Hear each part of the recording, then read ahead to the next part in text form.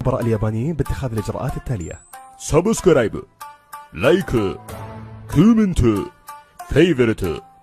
أكد البرازيلي نيمار نجم باريس سان جيرمان أن تأقلمه مع الدوري الفرنسي لم يكن صعبا، خاصة بتواجد اللاعبين البرازيليين الذين ساعدوه على سرعة الاندماج. من جهة أخرى أشار الدولي البرازيلي إلى أن محمد صلاح نجم ليفربول لاعب مميز وبإمكانه أن يصنع الفارق مع المنتخب المصري في كأس العالم روسيا 2018.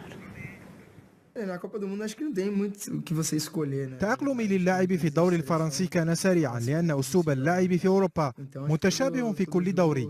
ليس هناك فارق كبير بين الدوريات الأوروبية الكبرى. اللاعبون البرازيليون في باريس ساعدوني وساعدني زملائي في فريقي، واللاعبون الإسبان ساعدوني أيضا على التأقلم وسهلوا الأمور علي. المنتخبات القوية هي الأوفر حظا للفوز بكأس العالم، ومن بين هذه المنتخبات البرازيل وألمانيا وفرنسا وإسبانيا والأرجنتين. هذه المنتخبات ستكون الأقوى في كل البطولات التي تشارك فيها، لكن المفاجأة قد يحدثها منتخب بلجيكا الممتاز الذي يمكن أن يفاجئ العالم.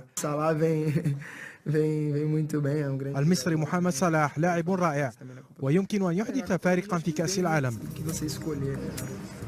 وفعلا كم نتمنى أن يصنع الفارق محمد صلاح مع المنتخب المصري، ومن الرائع ومن المفرح ومن المبهج كل الحديث عن محمد صلاح حول العالم وليس في القارة العجوز. إشادة عالمية هي تعكس هذا الإجماع أكيد على ميزات وفنيات، يعكسها أيضا اختيار الاتحاد الإفريقي من ضمن القائمة الثلاثية لأفضل لاعب مع ماني ومع أيضا أوباميانغ. أكيد بالتوفيق لمحمد صلاح. وهنا لا تبقى التساؤلات، هنا التمنيات إن شاء الله. أكيد هذا الحصاد لا يزال متواصلا معكم وتشاهد